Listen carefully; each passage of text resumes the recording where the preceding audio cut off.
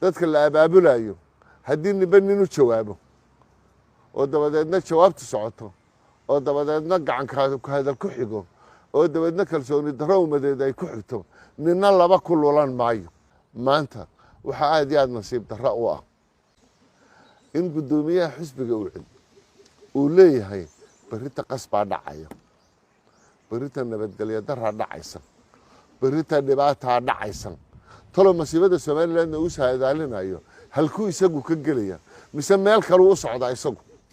haddii uu dhowr jeer ku fashilmay inuu tartankii madaxweynaha xataa meel la soo gaadhi kara uu soo gaadhay, macnaheedu maaha inaad burburiso ummadda reer somalilan. maanta waxaa hadlay guddoomiyaha xisbiga ucid, waxaa kaloo hadlay xoogag ama dad ay soo abaabuleen oo iyaguna nashuushadaynaya doorashada. waxay dhahdeen waa la boobaya oo waxaa su-aasha meesha imanaysa waxa weeye oo dowladda somaliland iyadaa maamuleysay, oo dowladda somaliland hadday cadaadinayso ama ay dowladda somaliland cid gacan maroojinayso ama dowladda somaliland ay doonayso inay cid maxaanku dhahdayey hawshaa ay ku tallaabsato, maxay ugu tallaabsan weyday golayaasha deegaanka marka la samaynayo? maxay ugu tallaabsan weyday meerada labada xusbi mucaarad markay ka soo baxayeen, labada mucaarad ee xusbi markay ka soo baxayeen ee ay isbahaysanayeen? dowladda somalilandna way karaysay, cid ay isbahaystaanna way kari karaysay.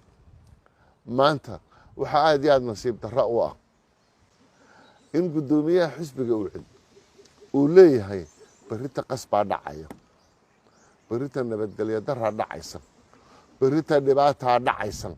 talo masiibada somalilandna uu saadaalinayo halkuu isagu ka gelaya mise meel kaluu u socdaa isagu? midda malaa meel kale u socda ayaa dadka intiisa kale masiibo intay u saadaaliyeen. waxaan leenahay allan masiibo inooma keeno. haddaad adigu meel kale u socotona de annaka masiibada hanoo sii saadaaline si yaroo nabadgelya nagaga sii anbabax. waxaa kaloo ku jira dad la abaabulay oo labada xusbi lagu shaabadaynayo oo aan ahayn inaan lagu shaabadaynayo labada xusbi ka tirsan. waxaa kaloo uu leeyahay guddoomiyaha xusbiga ucid dadweynaha reer somaliland uu isugu soo baxa bannaanada, isugu soo baxa dariiqyada, shaqooyinka joojiya. oo taasina ay macnaheedu tahay waa mudaaharaad uu iclaaminayo guddoomiyaha xisbiga ucid, inkastaanu awooddaa lahayn oo ay ka fiicnaan lahayd inaanu nafti hafar noqonin.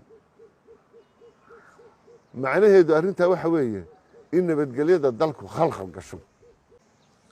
dadka shicibka ee reer somaliland waxaan maanta u sheegayaa oo aan leeyahay dadweynaha somaliland ee sharafta leh, ee haybadda leh, ee qaybta ka qaata kobaca iyo korriimada qarannimadooda reer somaliland, hadday nabadgelyada tahay iyo hadday ganacsiga tahay iyo hadday maxaanku dhahdayey xasiloonida ay tahayba. waxaan leenahay dadweynaha somaliland kow marka ugu horeysa ma jirto sabab ay isugu soo bax u samaysaan, ma jirto sababaynu caalamka u muujinno in aynu somaliland khalkhal nabadgelyo darro iyo khalkhal nidaam dowladeed uu ka jirana meesha ma taalo. intaana waxaa sheegaya guddoomiyaha xisbiga ucid ee ka midka ah axsaabta qaranka ee tartan madaxweyne dhowr jeer u soo haray. haddii uu dhowr jeer ku fashilmay inuu tartankii madaxweynaha xataa meel la soo gaadhi kara uu soo gaadhay, macnaheedu maaha inaad burburiso ummadda reer somalilan. waxaan leenahay markaa dadka la abaabulayo haddii niba nin u jawaabo oo dabadeedna jawaabtu socoto oo dabadeedna gacan ku hadal ku xigo oo dabadeedna kalsooni darro ummadeed ay ku xigto, ninna laba ku lulan maayo. waxaan leenahay markaa dowladda somaliland kow waa marka ugu horeysa waxay ku abtirsanaysaa, waxay ku abtirsataa, waxay ku adag tahay, waxay ku kalsoon tahay, waxay ku socotaa tubta iyo jidka iyo dariiqa adkaynta nabadgeliyada iyo xasiloonida qaranka reer somaliland.